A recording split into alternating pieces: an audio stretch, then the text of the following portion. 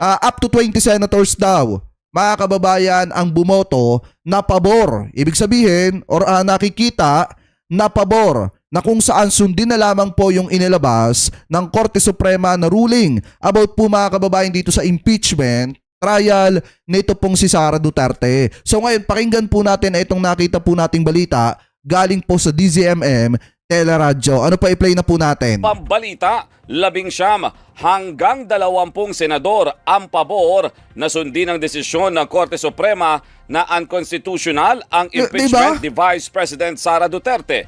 Narito. Nakakalungkot para sa mga kababayang Pilipino po natin na mukhang malabo ng matuloy yung inaasam at hinihintay ninyo na impeachment trial laban po kay Vice President Sara Duterte. Kasi yung iba mga senators natin mga kababayan, talagang pabor na sundin yung sinasabi ng Korte Suprema.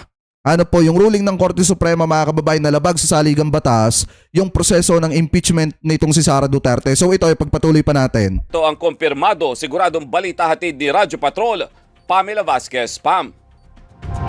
Robert, sinabi ni Senate President Pro Tempore Jinggoy Estrada na kasama siya sa bilang at ibinatay ito sa sinabi at body language ng mga kapwa-senadora. Ayon kay Estrada, ang pagsang-ayon na sundin ng Supreme Court ruling ay katumbas ng pag-dismiss o pagbasura ng Senado sa articles of impeachment. Hindi rin niya kailangang hintayin ng Senado ang balak ng Kamara na pag-apela dahil immediately executory ang ruling ng Supreme Court.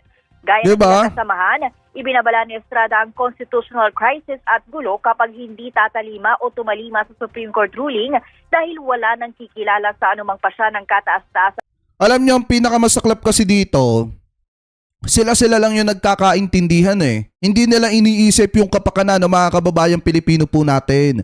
Wala silang pakialam sa sinasabi ng taong bayan kasi ang sigaw ng taong bayan dapat mag-proceed na ang Senado, ano po mga kababayan, bilang impeachment court. Kasi nga unang-una, ang taong bayan po ay naghihintay sa mga ebidensyang ipipresenta laban po kay Vice President Sara Duterte. Ngayon, parang ang dating kasi mga kababayan dito, yung mga senators lang ang nagkakaintindihan at labas ang mamamayang Pilipino sa kanilang mga pinag-uusapan. Dapat kung tutusin, hindi naman po pwedeng ganon. Kasi taong bayan ang nagluklok sa kanila at dapat mga kababayan maging transparency po sila, maging transparent sila sa lahat ng kanilang ginagawa na hindi porkit kaalyado po nila, talagang susuportahan na nila. Sa hukuman, kung mismo mga senador ay susuway dito. Sa ngayon, ikot sa Senado ang resolusyong humihiling na irekonsidera o repasuhin ng Supreme Court ang kanilang ruling at ang nakalagda pa lang ay sina Senator Francis Pangilinan na bumalangkas sa resolusyon. Gayon din sina Senators Bam Aquino, Risa Hontiveros at Senate Minority Leader Vicente Soto III. At yan, ang balitang kumpirmado sigurado, ito ang Radyo Patrol. Pamela Vasquez, DZMM. So mga kababayan, isa lang yung sigurado dito. Siguro yung impeachment trial ni Sara Duterte mukhang malabo na ngayong taon. Siguro sa mga susunod na taon, February 6, 2026, siguro dyan mag-uumpisa mga kababayan yung totoong laban sa issue ng impeachment nitong si Sara Duterte. Ngayon, ang tanong, sino pa ang maglalakas ng loob na mag-file ng impeachment laban po kay Sara Duterte? Kasi yung iba mga congressman, iba mga senators, ang iisipin nila ay yung paparating na 2028 national election mga kababayan. Kaya yung iba magdadalawang isip na sumuporta pa mga kababayan doon po sa impeachment laban kay Sara Duterte. Pero sana kahit papaano, pagdating ng February 6, 2026, sana may maglakas ng loob na mag-file ng impeachment laban kay Sara Duterte at magdire-diretso na po mga kababayan yung proseso. Sana yung mga senator tindigan na yung impeachment mga kababayan kung sakali na maulit-ulit yung pagpo-file ng impeachment laban po dito kay Sara. Kasi unfair po talaga sa mamamayang Pilipino yung mga nangyayari ngayon sa issue ng impeachment ni Vice President Sara Duterte. So ngayon mga kababayan, ituloy na po natin yung usapin po natin na yan patungkol po dito sa mismong salita na sinabi ni Senator Amy Marcos na kung saan ibinuking niya po etong si Sara Duterte. Eto matindi to mga kababayan ha. Kasi talagang bibihira natin maririnig kay Amy Marcos na magsasalita po ng ganito na kung saan ibinuking niya pa etong si Sara Duterte na maraming kaso na kinakaharap. No? Ang dai-dai niyang kaso, At hindi natin masasabi na kumbaga walang accountability. Marami pa rin pananagutan kasi ang dami pa rin kaso. Nakita naman ninyo sa COA, sa katutak pa ang kaso sa COA, disallowance regarding the confidential funds, nakatenga pa rin. Kita nyo, may kaso pa pala si Sara Duterte sa COA. Yung about do sa disallowance, mga kababayan. Kaya nga kung tutusin, kung makaligtas man si Sara Duterte sa impeachment, may kaso pa siyang kakaharapin. Kaso ang tanong, gaano kabilis yung proseso?